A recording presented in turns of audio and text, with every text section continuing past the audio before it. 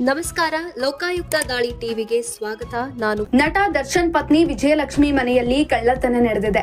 3 ಲಕ್ಷ ನಗದು ಕಳ್ಳತನ ಮಾಡಿರುವ ಕಿಡಿಗೇಡಿಗಳ ವಿರುದ್ಧ ದರ್ಶನ್ ಮ್ಯಾನೇಜರ್ ನಾಗರಾಜ್ರಿಂದ ಚೆನ್ನಮ್ಮನಕೆರೆ ಅಚ್ಚುಕಟ್ಟು ಠಾಣೆಗೆ ದೂರನ್ನು ನೀಡಲಾಗಿದೆ. ವಿಜಯಲಕ್ಷ್ಮಿ ವಾಸವಿರುವ ಹೊಸಕೆರೆಹಳ್ಳಿ ಪ್ರೆಸ್ಟೀಜ್ ಅಪಾರ್ಟ್ಮೆಂಟ್ ಫ್ಲಾಟ್ನಲ್ಲಿ ಕಳ್ಳತನ ನಡೆದಿದೆ.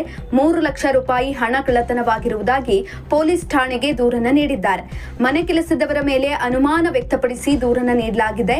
ದೂರಿನ ಹಿನ್ನೆಲೆಯಲ್ಲಿ ಚೆನ್ನಮ್ಮನಕೆರೆ ಅಚ್ಚುಕಟ್ಟು ಠಾಣೆಯಲ್ಲಿ ಎಫ್ಐಆರ್ ಕೂಡ ದಾಖಲಾಗಿದೆ. ಸೆಪ್ಟೆಂಬರ್ 4ರಂದು ದರ್ಶನ್ ಪತ್ನಿ ವಿಜಯಲಕ್ಷ್ಮಿ ಮೈಸೂರಿಗೆ ತೆರಳಿದ್ರು.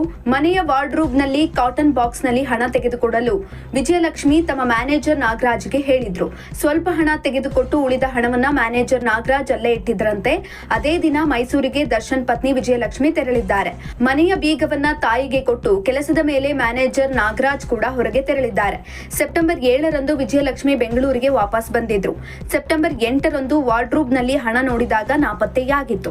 ಮನೆಯ ಎಲ್ಲಾ ಕಡೆ ವಿಜಯಲಕ್ಷ್ಮಿ ಹಾಗೂ ಮ್ಯಾನೇಜರ್ ನಾಗರಾಜ್ ಹುಡುಕಾಟವನ್ನ ನಡೆಸಿದ್ರು.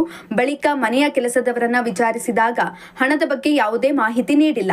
ಮನೆಯ ಕೆಲಸದವರ ಮೇಲೆ ಅನುಮಾನವನ್ನ ವ್ಯಕ್ತಪಡಿಸಿ ಮ್ಯಾನೇಜರ್ ನಾಗರಾಜ್ ಪೊಲೀಸ್ ಠಾಣೆಗೆ ದೂರನ್ನ ನೀಡಿದ್ದಾರೆ.